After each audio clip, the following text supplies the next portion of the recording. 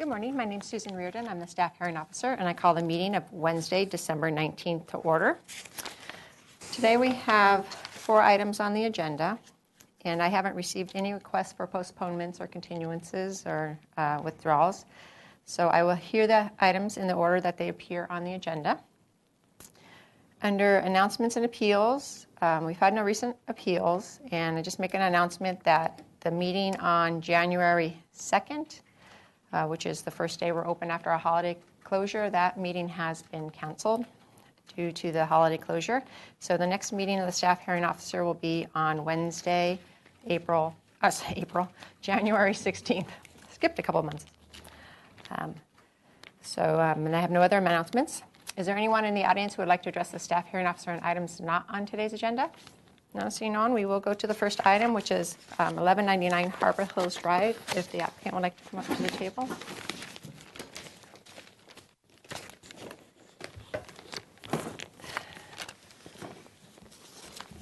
Good morning. Anytime you're ready.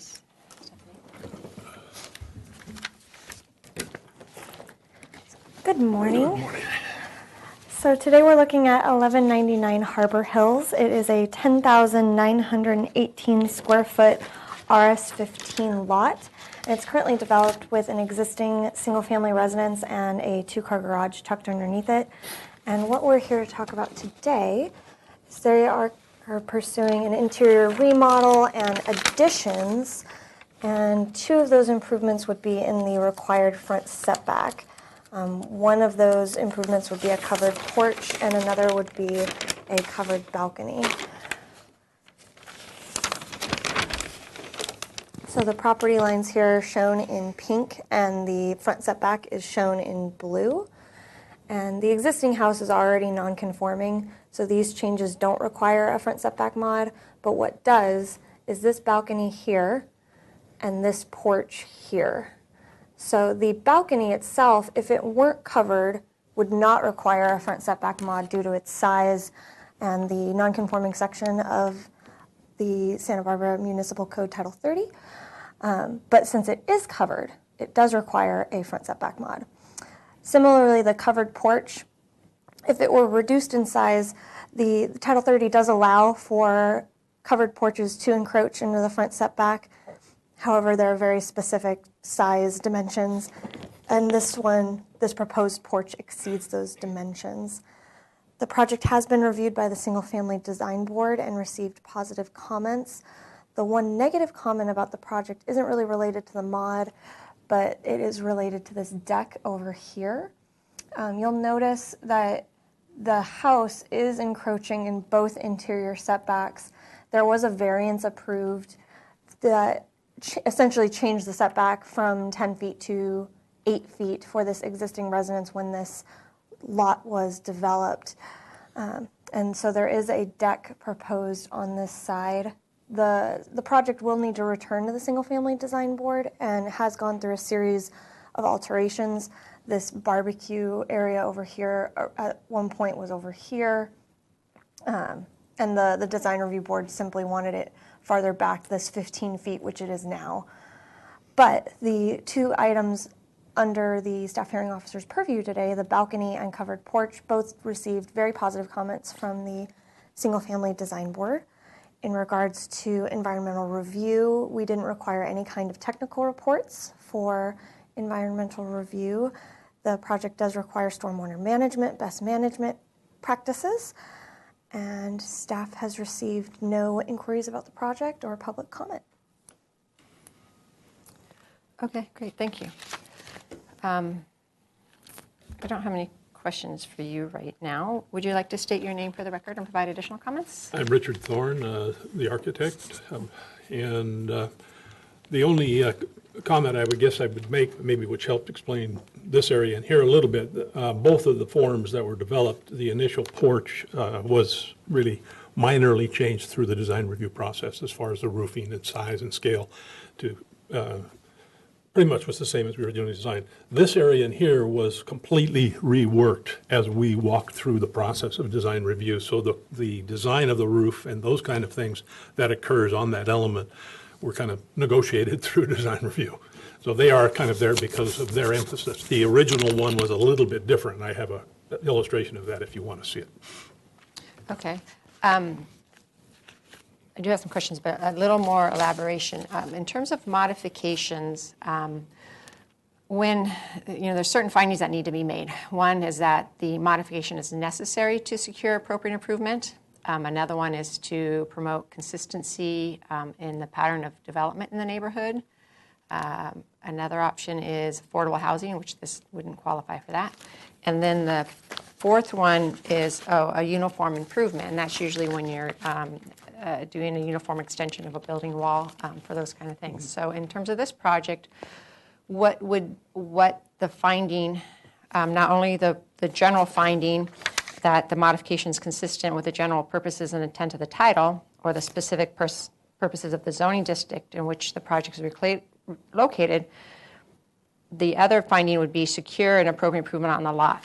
So when the finding is that the modification is necessary to secure appropriate improvement on a lot, it's because some reason you can't comply with the zoning ordinance. So in terms of the front porch, I was wondering what other options in the design process that you went through, you looked at that conformed with our zoning ordinance and why it was discounted, such as Stephanie had talked about, that our zoning ordinance allows for an encroachment of 6 feet by, I think it's 16 feet wide, and your proposal is to go further out into the setback. So what the design thought behind that kind of thing?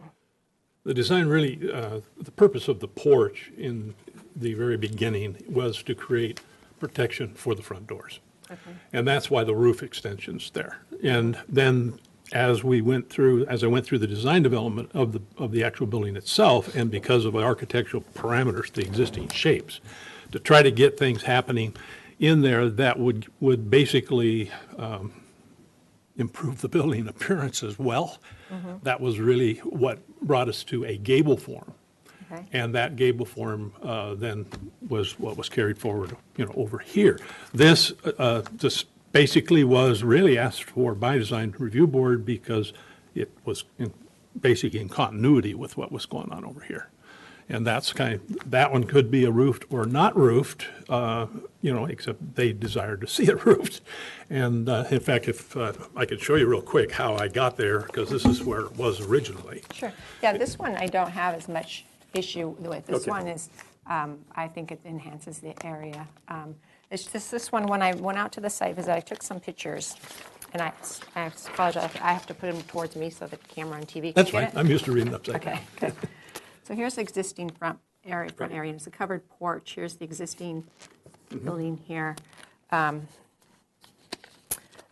This is from the other side, looking the other side. So the area would come out in this area. This tree here is, well, it's shown on the site plan, but it's up here, yeah. Okay, and then here's another one coming right down where,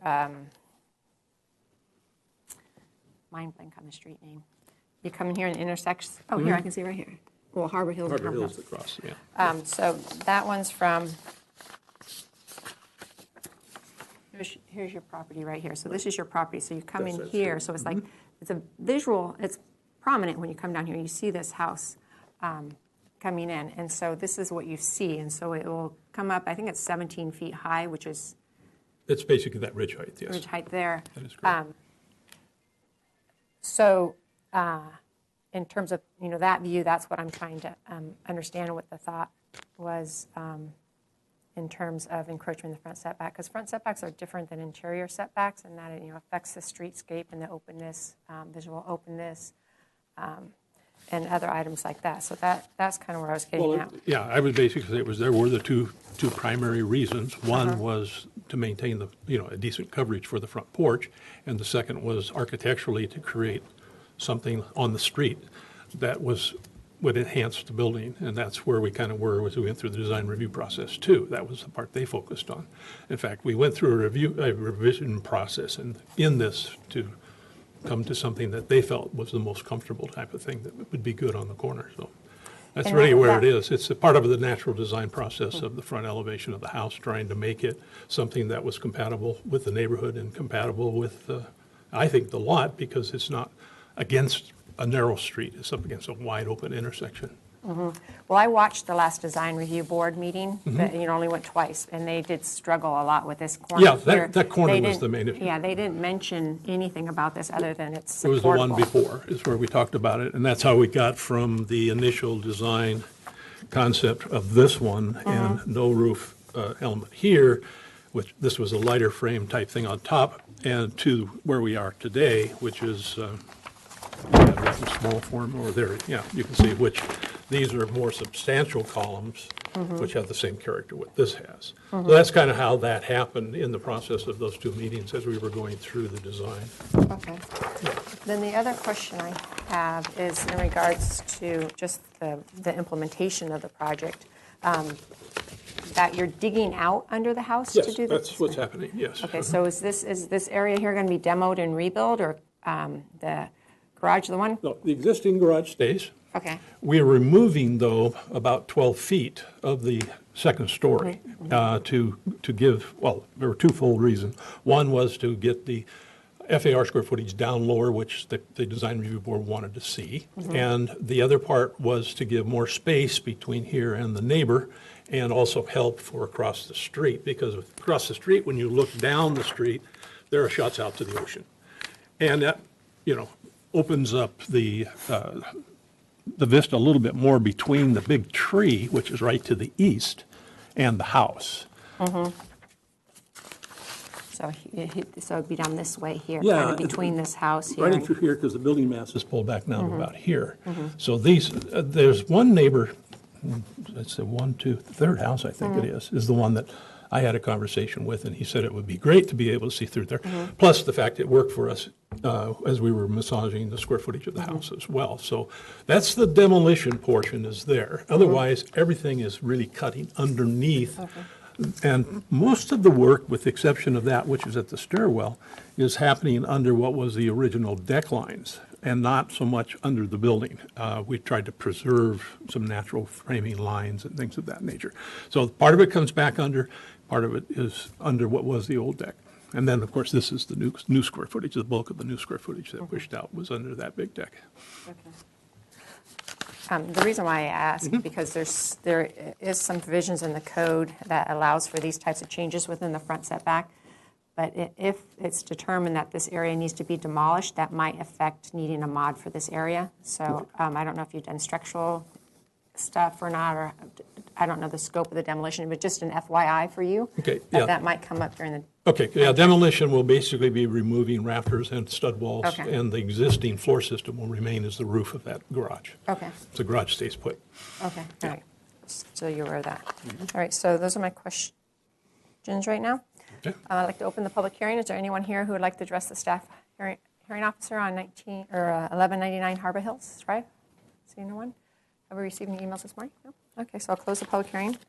Like I said, I did go out to the site and visited the neighborhood and looked at all the other houses, and I totally understand the objective of this property. I mean, it's a view property, so you want to capture the view, and so Always. Yeah, and, All angles through everywhere. yeah, with Santa Barbara's climate, it could be outside. You're outside a lot of times of the year. But as I stated, front setbacks are more scrutinized because of the streetscape, the openness of the public setting type thing. Your project, I understand the desire to try to make the building more architecturally interesting, and also to give variation in the facades. And I did take some pictures while I was in the area. Here's a view looking down the street towards the ocean, trying to get just the idea of the front setbacks, or what the development is in the neighborhood. So it'd be looking down here, down this way. And they all vary setback. There's a couple houses over here that are really large, but they're set back further. This one I think is the closest one, it's about 15 feet, but then they all various setbacks. And then going the other way here at the very end, actually by this house here, they have kind of a similar element that protrudes out, but it's not as, I don't know, grandiose is the right word or not, but it is a similar type of idea that it comes out from the front. And so there is other examples in the neighborhood in terms of consistency with the type of pattern of development in the area. And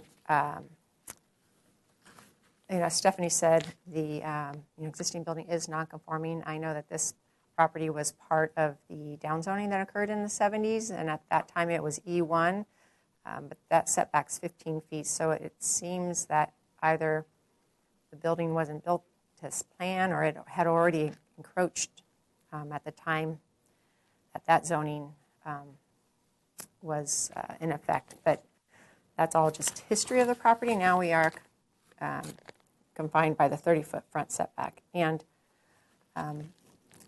in regards to the balcony over near the garage area, that is an appropriate improvement. It's a minor, meets the parameters of the zoning ordinance in terms of what is allowed, and the fact that it's covered. The idea of the zoning ordinance is to allow less obtrusive things in there without having to go through a public process. But if you want to do more, then we go through a public process, notice the neighbors, and get some input on it. And so in this particular request is supportable. This one, the amount of encroachment, I do struggle with, but hearing your explanation of the reasoning why, and also you didn't discuss like the roof lines. I noticed your roof plan. Do you know what sheet it is? Let's see. I don't know by heart. I've gone through it now. Your drawings have changed a whole bunch over the time. It's a little bit further back. Here it is. Yeah. So in terms of the roof plan, there's an element to actually provide more variation too in the roof Right. line, and that they're coming out. So I could, given the whole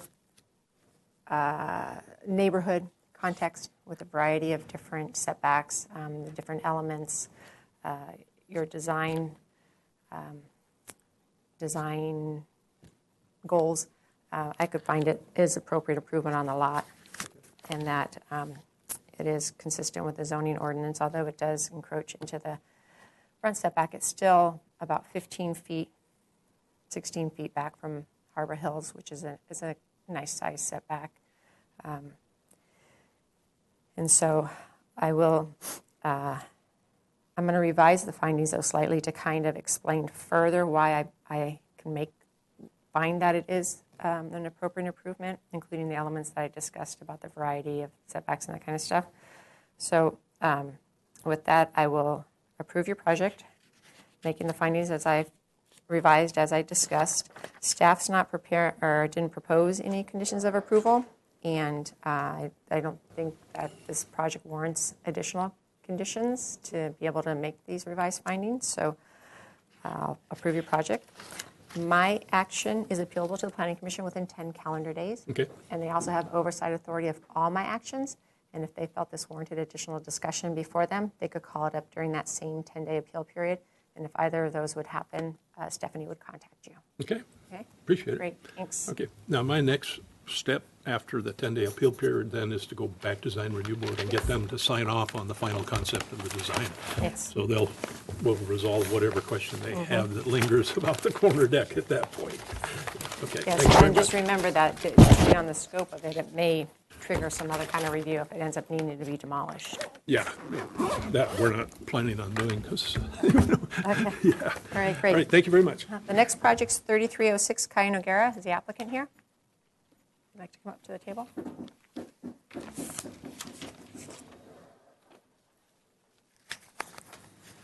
Good morning.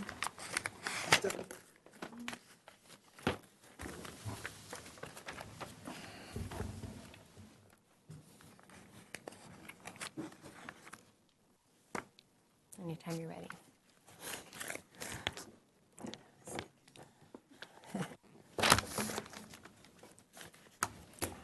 Okay, good morning. So now we're talking about 3306 Cayo Noguera. It's a 12,572 square foot RS10 zoned lot within the San Roque Park subdivision. It is on the corner of Calle Noguera and San Roque here.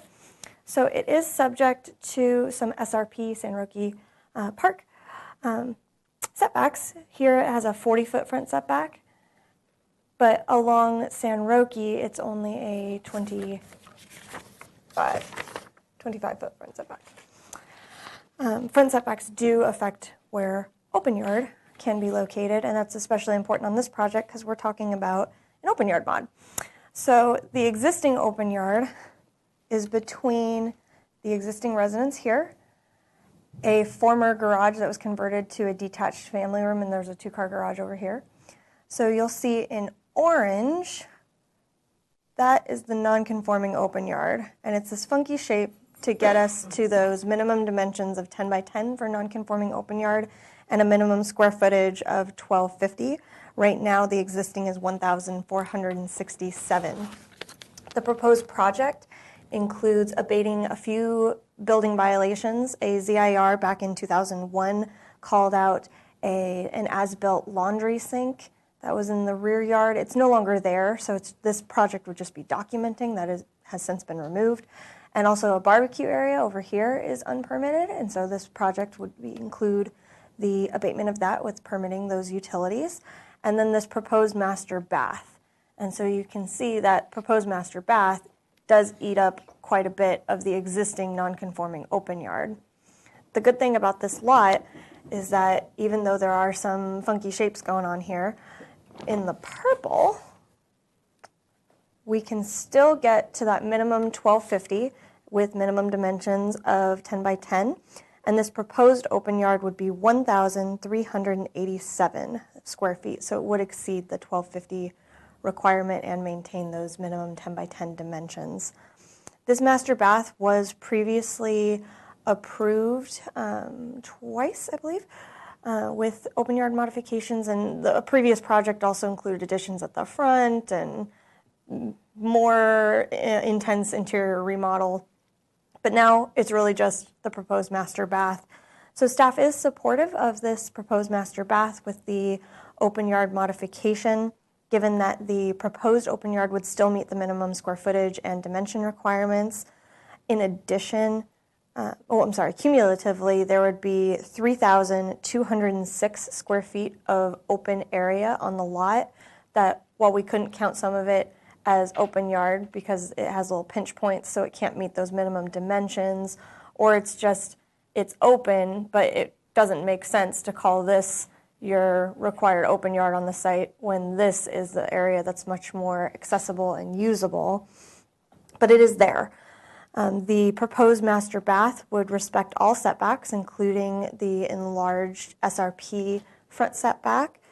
And overall, the proposed development on the lot would only have a 61% floor to lot area ratio. So staff is supportive of the project, and we did not receive any kinds of public comment via emails, calls, letters, people coming in to the counter, nothing. Okay, I do have one question for you. So you described the non-conforming open yard area, and you pointed, I understand the reasoning, it's contiguous, it's 10 feet, that kind of thing. So you pointed out this wouldn't work, but why not have two separate areas like this area here? Because out on the site visit, this appears that this would function as open yard area, so why not have two areas instead of this one, which is kind of back behind, although it technically meets the code requirement, but in terms of usability and people wanting to go there, why staff chose this versus those two? So zoning staff and zoning plan check staff looked at this project very closely, and we determined that we can look at the floor plan. I think it may help, but this area in the back here and this area here just seem to be the most logical place for usable open yard. Visually accessible, this is the proposed master bath, so there will be a large window here so they can see this open area here, and the barbecue area is here. There's a back door here, so it has the most immediate access. when we look at the site plan, sorry, flipping back, the areas towards the back here, it's behind the garage. There is this little gate here, so you could get to it. This just seemed like the most logical place. This detached family room, they have a patio here, and so it's kind of used in this area as open yard area. And this is supposed to be a family room, but so that's the Yeah, only behind the reason. garage. I meant behind this garage here. Okay, that's my only question. All right, would you like to state your name for the record and provide additional comments? Tilton Jones. I have no additional comments at this time. Okay. I don't have any questions for you. I'll open the public hearing. Is there anyone here in the audience who would like to address the staff hearing officer on 3306 Cayuga? No? Have we received any? No, none this morning? Okay, I'll close the public hearing. I did go out to the site and looked at the property, and like I stated, to me it seems like just based on the site visit, it's more appropriate, that this is their existing open yard now, but then to designate the non-conforming open yard, I think it'd be better to don't designate these two areas. And there would still be more than adequate area to meet the purposes and intent of the zoning ordinance. Because you, as you indicated, right now, there's the like 1,467 square feet, and then with the proposed addition, it's 1,388. But I think if you stopped here and then added this area in here, you would still get more area for it. So that would be my suggestion. But in terms of the actual request, your lot is severely constrained. You have not only the two various setbacks, as Stephanie had discussed. It's a corner lot. It's like a triangle lot. It has existing development, in the middle, just because everything's pulled in. And so it is very constrained in terms of additions where you can add additional square footage. So it is an appropriate request, and there is adequate open yard area on your property to accommodate this small addition. So the modification is supportable. I would I just add minor to the finding, just indicate the lot size in the existing development as a further constraint of why the modification is necessary. And then I would put a condition to have the non-conforming open yard area be in those two areas, just because I think it's just more reflective of the use of the site. So with that amended finding and the condition regarding the open yard in two areas, I can approve your project. My action is appealable to the Planning Commission within 10 calendar days, and they also have oversight authority of all my actions, and if they felt that warranted additional discussion before them, they could call it up during that same 10-day appeal period, and if either of those would occur, Stephanie would contact you. Okay? Wonderful. Thank you very much. Thank you. Yeah. Right? Thank you. Yeah. We'll go to the next project, which is 632 East De La Guerra Street. Is the applicant here? He is now. You have impeccable timing. Nice and outside listening. Riveted.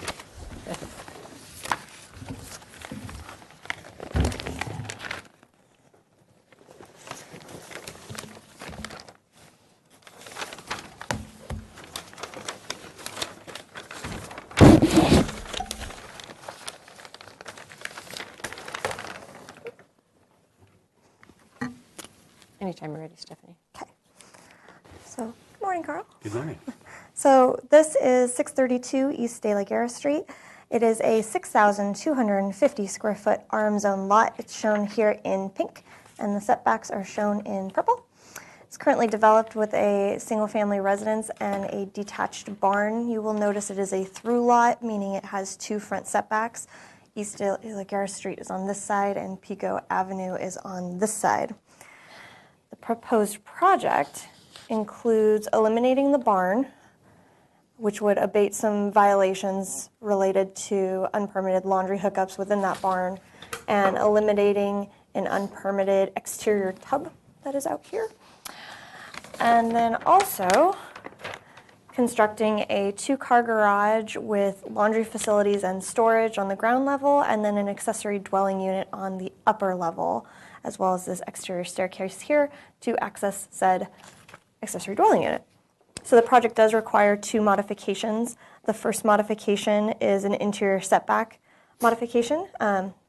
Setbacks are a little strange here in purple, but let me walk you through it. So we have the same front setback, same interior setback going all the way down, same front setback, and then for street-facing parking, the front setback jumps to 20 feet.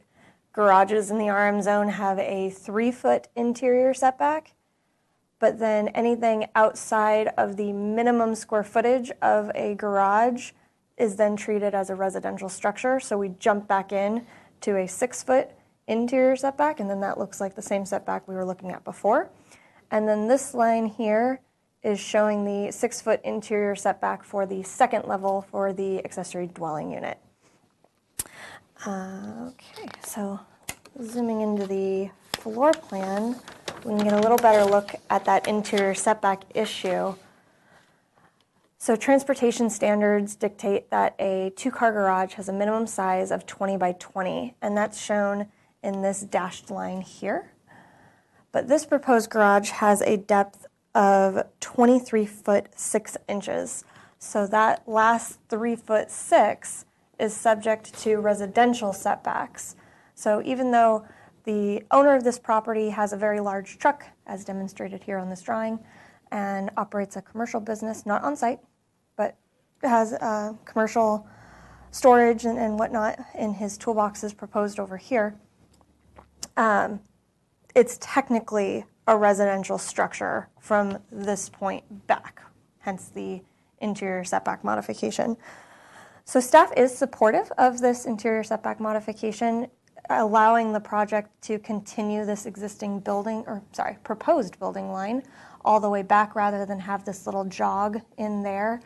And really this addition here would only be 10.5 square feet net within the setback, and there are no openings proposed. So while there's definitely no privacy concerns at the moment because this neighbor over here, it's a vacant lot, even once it is developed, this little portion here doesn't pose any kind of significant privacy concerns to staff because there are no openings, and it's a pretty minimal encroachment. I would also like to note the open yard area shown here is smaller than typically required. I'm sorry, it meets the square footage, but not the dimension requirements of typical open yard. But since an accessory dwelling unit is proposed, reduced standards are applicable, and so no modification is needed for the open yard. The other modification required for this project is more accessory square footage than typically is allowed on the lot. On a lot of this size, 1,300 square feet would be allowable, and 1,670 square feet is proposed. In any one building, 1,250 is the allowed maximum by right, so this project requires that modification. The uses proposed in this building are the 2-car garage, storage at the rear of the garage, storage over here, laundry facilities that would serve both the existing residence and the proposed accessory dwelling unit upstairs, and an accessory dwelling unit. The accessory dwelling unit conforms to all of SBMC's Title 30 development standards, including the size and the setbacks, and staff considers these multiple uses all appropriate improvements on the lot. The existing single-family residence doesn't have laundry hookups, hence that building violation for the unpermitted laundry hookups in that barn that are now proposed to be demolished. The FAR on this property, once all of this would be constructed, would be 102% of the guideline. In the RM zone, FAR is only a guideline, not a requirement, but staff does feel that it is an appropriate development to be looking at, development standard to be looking at, since this is developed currently with a single-family residence. And so there is a recommended condition of approval to reduce the square footage by 52 square feet to get the project down to 100% FAR. And the project is in an archaeologically sensitive area, so a Phase 1 archaeological report was submitted and reviewed and accepted by the Historic Landmarks Commission, and there are standard conditions of approval related to that ARC report included in the staff report. And then staff has received no inquiries from the public via calls, letters, emails, anything. Okay, great, thank you. I don't have any questions for you right now. Would you like to state your name for the record and provide additional comments? Yes, my name is Carl Cross. I represent the owner at the subject property. And again, I think Stephanie did a beautiful job of summarizing the project. The little bump out here is, instead of bumping that out and recessing it back there, I thought it was just appropriate, just structurally, for the building to continue that facade along that end there. And since there are no openings there, I didn't see that as a big issue with that. The additional storage space that's required in the first floor, the owner has an excavation business and has large trucks and large tools that he would like to have secured on the property, hence the project for the garage. And those additional spaces would help him out significantly with his business. And that's the reasons why the mods are being requested. Okay. There's required findings that need to be made. And that's, as I don't know if you are listening outside on what they are, but it's that the project's consistent with the purposes and intent in the zoning ordinance. Mm-hmm. And then as well as 4 other findings. One is an appropriate improvement on the lot. The other one is promote uniformity of improvement, affordability, and consistency with the neighborhood. So those are the findings that I'm looking at in regards to that. And up until recently, you were limited, a property was limited to 500 square foot garage and 500 square foot accessory building. You got 1,000 square feet. And then recently with the ADU amendments, it was amended up to 1,300 square feet. So there's already been these additional allowances. And now you're asking for another 300 more square feet. And you need an interior setback modification to accommodate all that. So, and the FAR is over 100%. So what about the project enables me to make those findings?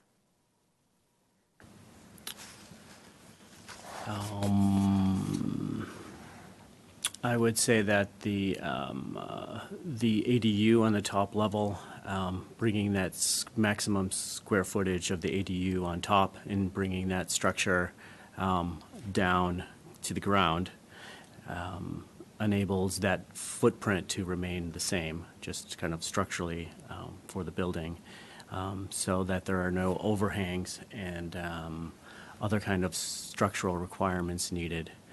This is kind of the simplest form of the building taking shape on that to allow a bigger square footage and on the first floor.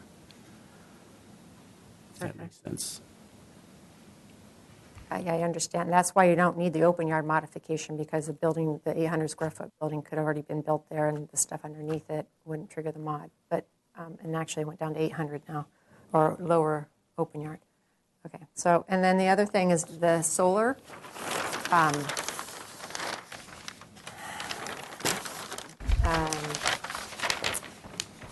Let's just say with the solar ordinance, when I was out there, there was already from the barn. How tall is the existing barn right now? It's on the site. The existing barn, the height of the existing barn. Not quite sure. I think the solar needs to be verified. When I was out there midday, this is one of the north property lines, and it comes way across the property. And I don't know, you show, there's the lines, but in here it shows, I'm not sure it shows correctly, because it only shows the only shadowings from the staircase. It doesn't show, so I'm not sure if it's, and I know you have this line here, but I think it just needs to be confirmed.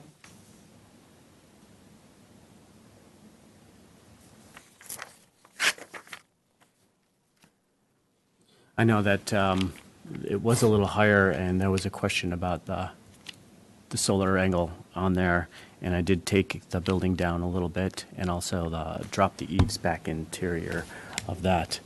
The lot next door to them is vacant. It is a rather small piece of property that the owners are up north, and they have no intention of really using it or developing the property. The three sides of it really have front setbacks on all three sides of that. It's a really odd lot. So this current owner is in negotiation with the owners of the vacant property to eventually take over that parcel. I didn't design it for that way, doing it toward today's conditions, but that is something to think about as well. Well, it is a separate parcel, and it could be developed separately, so we need to look at it as a separate parcel regardless of who owns it. That's correct. So we do need to uphold the solar requirements for that. Okay, those are my questions for right now. Okay. I'd like to open the public hearing. Is there anyone here who would like to address the staff hearing officer on this item? It's 632 East De La Guerra Street. No, see no one? Did we get any recent? No? Okay, so I'll close the public hearing. I did go out to the site, and I took some extra pictures. Here's the existing barn right now, and as I show the shadow. Here it is again with the house. You can kind of get the context of the neighborhood. This is right adjacent to it, so the building would be here. And looking at it, I just have concerns with the size in terms of what you're requesting.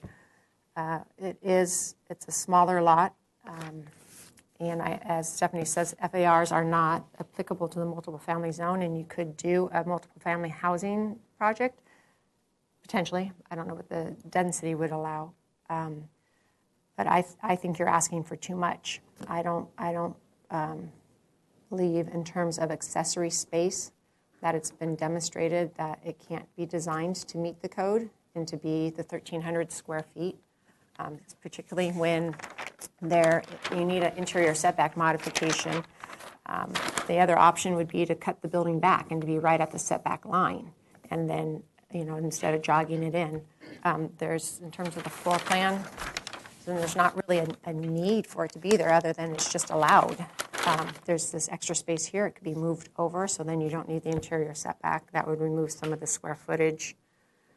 I just don't. I don't know if you can provide any other information that would make it demonstrate the need for it. No, just the owner's business and the tools and the trucks accessory, just trying to maximum out the square footage of that, below an existing square footage of the house or the ADU. So it's just maximizing square footage over than what's allowed. That's because the findings, when you read the findings in the code, the modification needs to be necessary to order to allow that improvement. There's options here that can meet the code, and that it's not clearly demonstrated to me that there's that by not granting this modification that the project couldn't go forward. Sure. And I don't know what else you can tell me. I don't know. You haven't spoke to the recommendation that staff's having to reduce it to get it down to 100 FAR, 100% FAR. If you were to build to the zoning requirement, that would get you down at 86%, which is, in at least single-family zones, that's a target for FARs for the property. Mm-hmm.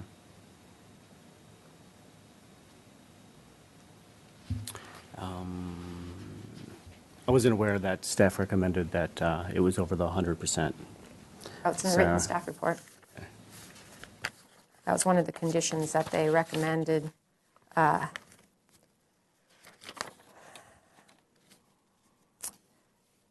Zoning staff's support of the proposed uses, however, reducing the proposed square footage of development on the site to meet the maximum guideline FAR would be preferred. A suggested condition of approval is included in Section 5 of this report to limit it. So their recommendation is is supportive of it, but reducing the FAR down.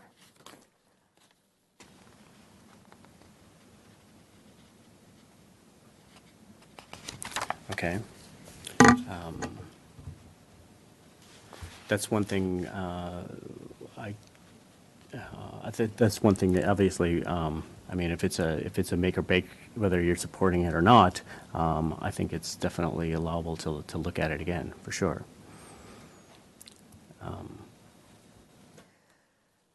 Yeah, I'm just trying to figure out what I should do, if I should just deny it and have it be appealed to the Planning Commission and have them discuss it, or continue it and have you work on the FAR a little bit and come back. I don't know. It doesn't sound like you're that interested in significantly reducing it. It would be just reducing it the minor bit that staff would be recommending. Yes. Okay. Well then, unfortunately, I can't support the project. I think the amount of the requested additional accessory space is not supportable. It's not consistent with the neighborhood. It's not consistent with the zoning ordinance. It needs an interior setback modification, although it is a minor interior setback modification. It just, I believe it could be redesigned to meet the zoning ordinance requirements, and that this modification is not truly necessary to meet the objectives of the project. And therefore, I cannot make the findings in the staff report, and I deny the project. My action is appealable to the Planning Commission within 10 calendar days, and they also have oversight authority of all my actions. And if they thought this warranted additional discussion, they could call this up during that same 10-day appeal period. But I believe you'll probably be appealing it. When you file the appeal, it's here at 630 Garden Street versus over at City Hall. Okay. It's one of the only appeals that's filed here, so I wanted to let you know so you don't go running around to try to figure out where you file. Sure. Okay. Okay. If we did decide to go to the back here and to take those 3 feet off and move the whole project down here, would it be supportable then?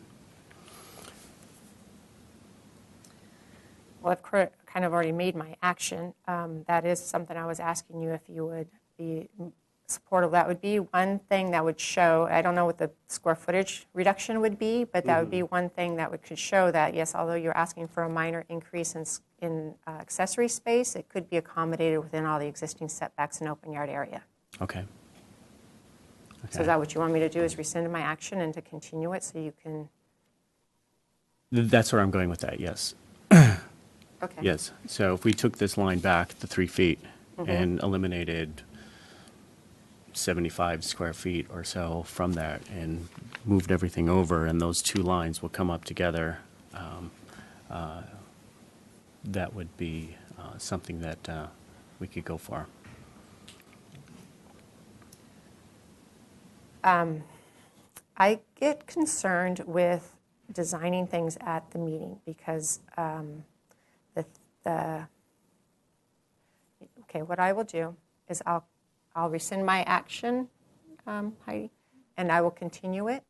And what I would like you to do within that continuance is go back to the design board, and Stephanie could go at the hearing and could voice my concerns, because I watched the design board and they had concerns with this wall going straight up. I'm cognizant of the fact when you start cutting in things, it affects the second floor, and they might not be supportable of that. Ms. Reardon? Yes. The project is actually exempt from design review. Yes. Right. 'Cause Originally, that's it was right. We had a originally it was different- proposed yeah. as a second unit, and it went to ABR.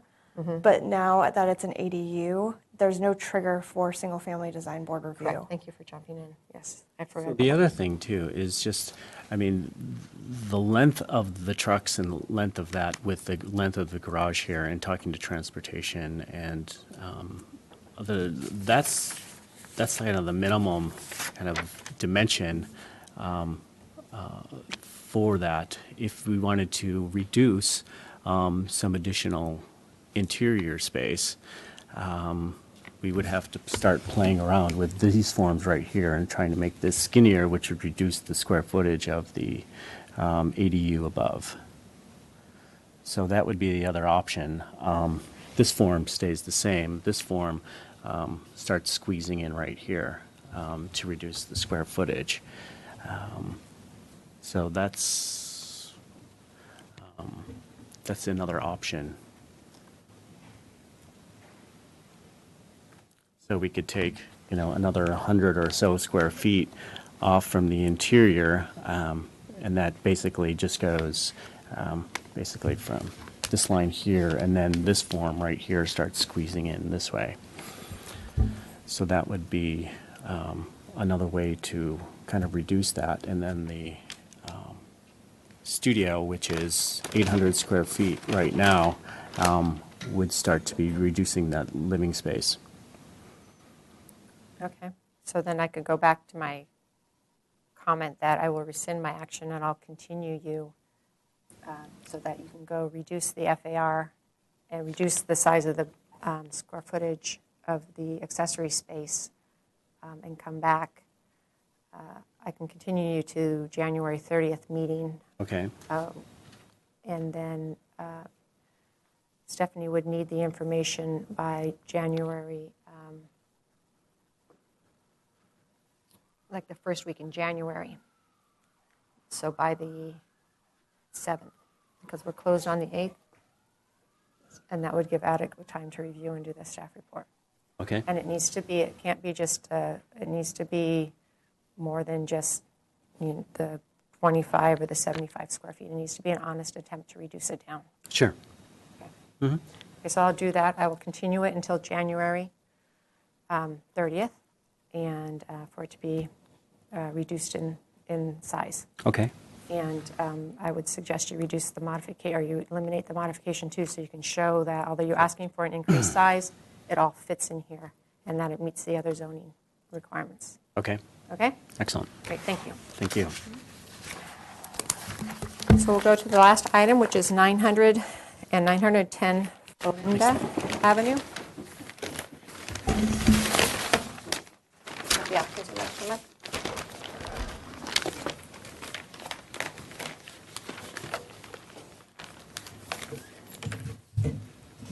Good morning. Good morning.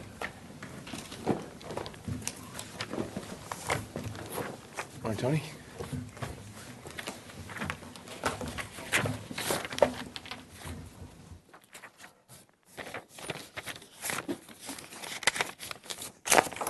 Here are these back if you need them.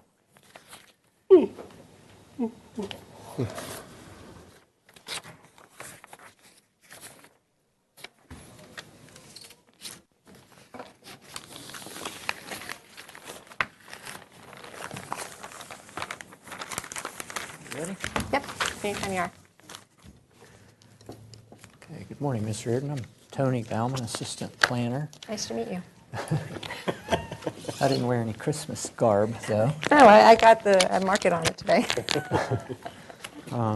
So this item is a project requesting a lot line adjustment between 910 and 900 Felinda Avenue. Let's see, I'll go, there's a small vicinity map on the plans, but this one's a little bit more clear. Okay. So this is the area near North Milpas Street and East Cannon Perdido and Felinda running parallel to Milpas. This was part of a dairy, 835 East Cannon Perdido. This whole area was part of a dairy complex years ago. And some of this vicinity was created with these small 50-foot by 50-foot lots. And then some of the subsequent development seemed to have paid no regard to the lot lines when some of this was developed. So there's a lot of non-conforming development in this area, including the subject building. This, again, it's a dairy, or a dry cleaner there now, but before that it was a dairy. And this building was an industrial building built in 1948 for truck maintenance and repair for the dairy. I've got some photographs. So this is a photograph of Felinda, like shot right here looking at this building. And then we all recognize the building on the corner which has been various restaurants. It was part of the dairy too, or ice cream shop with the cow on the roof. That's part of the whole complex at 900 Philinda. And this is looking back here. So this photograph's good because it kind of shows part of the subject project to move the lot line. So when this building was constructed across 3 lots. There was this lot and this one, and then this was a big L-shaped lot. So the project would, well, the goal of the project is to get this building on its own piece of property. When the owner originally came in with a development application review team application, he was proposing to adjust the lot line, but staff indicated that we wouldn't support the project unless we merged this, just for, logical, sound planning and development. Because these lot lines, they also, I could show you on the floor plan, they also don't even relate to the demising walls for the tenant spaces in the building. So we've got tenant spaces with lot lines running through tenant spaces. It's just not logically developed. So the owner is now proposing to voluntarily merge these lots. Also in DART review, the initial proposal was to put the lot line right at the building, because this is an existing access driveway to get back into this area. And it came up as a building code problem because of existing windows and doors on this end of the building. You can see a few of them there. By putting a lot line there, right, so the building was basically no setback at all. It didn't meet the building code requirement for fireproofing. The architect could explain more in Protected detail openings. about that. But, so working with building and safety in the DART review, we determined how far that property line would need to be away to keep the openings as they are.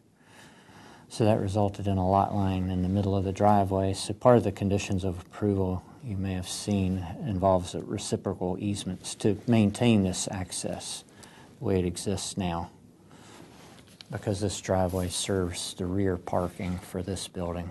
They come in here to park here, and there's not parking in here, but there's a trash enclosure and some mechanical equipment back there. So just to maintain all the access as it exists, we would ask for those easements. Let's see what else to cover.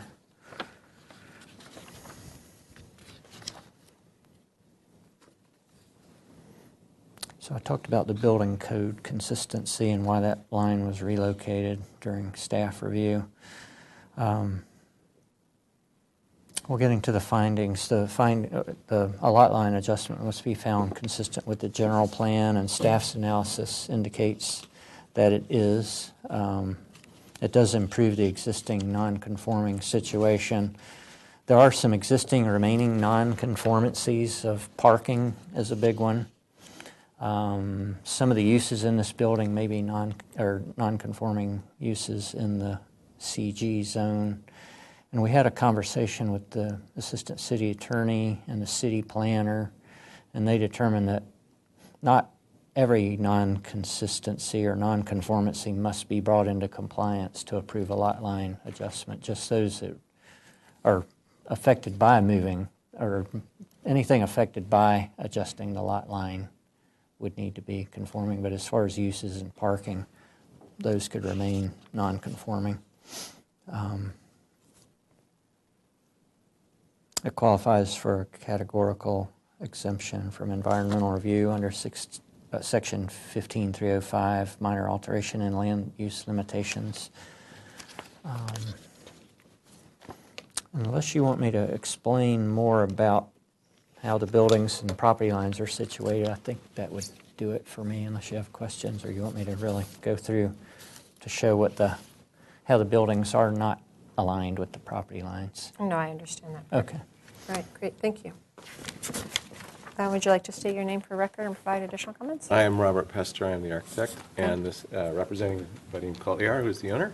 Okay. I think Tony covered it pretty well. I think that merging the lot and adjusting the lot line definitely improves the property for both the city and the owner, so I don't have anything more to say. Okay. Oh, I do have one more thing to add. One thing that didn't come up in all, we did 2 rounds of development application team review, and when you read our staff report, you brought up an issue that we had not even thought about, and that's allocation of growth management program square footage. And I apologize to the owner and architect because I just handed them a copy of this condition that we drafted yesterday evening and this morning, and they don't really know what it means, but I'm not well versed in it myself. But so each lot in the city is allowed to add non-residential floor area, or I guess going back a step, the city years ago determined that to control the quality of the city and the development of the city and the growth, they would limit non-residential floor area, thinking that would control the number of jobs, thus the number of people that need to live here to occupy those jobs. So there's a control on non-residential floor area. And neither of these, none of these subject lots have had any additions since that program. So each non-residential lot is allowed to add up to 3,000 square feet just through design review or staff hearing officer approval without going to the planning commission. So in this case, this little lot could add 3,000, and this one could, and then this lot here could add 3,000 square feet. So now we're reconfiguring the lots. So this condition of approval just has to do with kind of reconfiguring the way that allocation would work for the new So this lots. would be limited to 3,000 for this and then 3,000 for this? I haven't had time to look at that. I think you would get 3,000 plus 3,000 for this. Oh, because You they're existing wouldn't as well. lose that by merging that. Okay. But I don't know, this area where the lot line's being adjusted, I don't know if all the 3,000 just goes to this area and this gets the 3 plus the 3. So we drafted the condition without specific figures, thinking we could resolve that, or staff could work on that to flesh it out prior to, or when we're drafting this written instrument. Yes, I can get into it a little bit more. Okay. That's fine. Okay. I just threw out a question, when I reviewed the staff report, as Tony said, one of the findings is consistency with building code, general plan, and zoning ordinance. Right. So both in our general plan and our zoning ordinance, we have this growth management plan. Right. And it allocates square footage, new non-residential square footage is based on the lots that are existing back in 1989. Right. And so I questioned, well, how are you guys proposing to allocate it? And so he said, well, then he went away and he came back with this. So when I've looked at subdivisions before, and this is a lot line adjustment, but it has existing buildings, it's kind of up to the property owners, of the 2 property owners, of how it is distributed, but with staff input, because it needs to be consistent with the zoning ordinance. So in your instance where you have this building that goes across 3 parcels, and now you're merging one and moving the line here, how is that? How are you guys going to divvy it up? It kind of sets the baseline for these new parcels. Sure. So Sure. I would say, yeah, you'd have 3,000, 3,000, 3,000, but then there's this building that overlaps this property, so it gets a little more complicated. It's something above what I would do in my action, but this gives you you just need to do it just to specify, tell the city how it's divvied up. Okay. And I And don't know that's if you as we- own both properties or not. Yeah, I own both properties. Okay, so that makes it easier. You're just talking to yourself. Yes. So that allocation can happen as we are preparing the documentation for recordation? Yes, it's part of the final map approval. It needs to be. Gotcha. So All that's right. what this says. So this only drives future additional development? Right. Correct. And you have to Nothing that's own existing? historic. Correct. Oh, okay, so. Yes, Tony had explained, again, another aspect of general plan consistency and zoning ordinance consistency is the uses. However, legal, non-conforming established uses are allowed to remain. Right. So the lot line adjustment and your uses, it doesn't affect consistency with the general plan. Cool.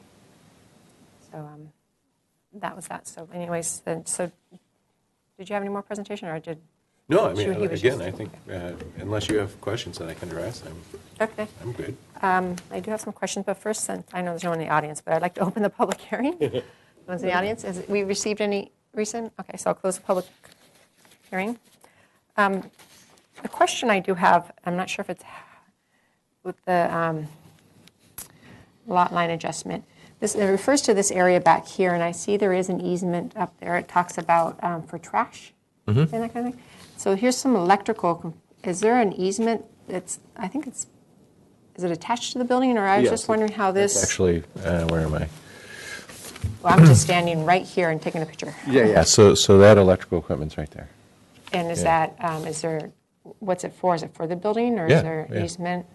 Well, There are two kinds. There is, these serve the building, immediate building, and then there's this something there, yeah. belongs to Edison, Okay. because that seems some sort of a transformer there, that I think serves a large, not just this property.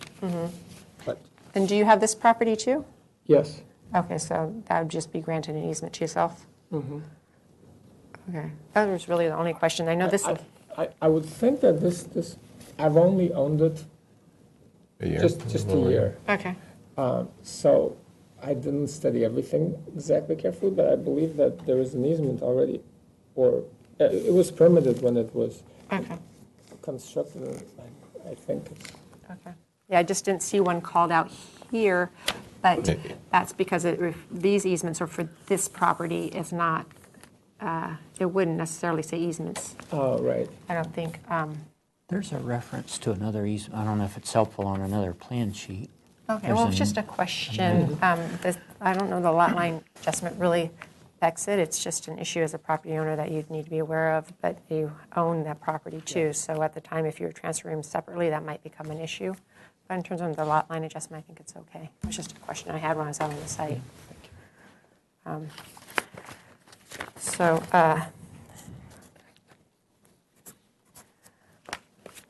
yeah, this, in terms of the requested lot line adjustment, there's in the commercial in this zone, there's not a minimum lot size. So in terms of consistency with the zoning, it's more of parking and uses and that kind of thing. And this property is so old, it's so non-conforming. The lot line adjustment's not going to affect it. It's not going to make it any more non-conforming or any more conforming just by the commercial nature of it.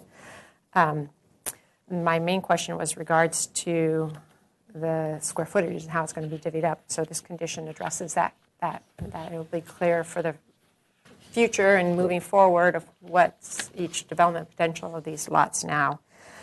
In regards to general plan, it's in the Laguna neighborhood, which recognizes a mix of uses, not only industrial or commercial, but also residential. And there's not any development proposed with this. It's going to go on just like it's gone on. It's going to continue to be the same. And so the lot line adjustment doesn't affect any of that type of thing.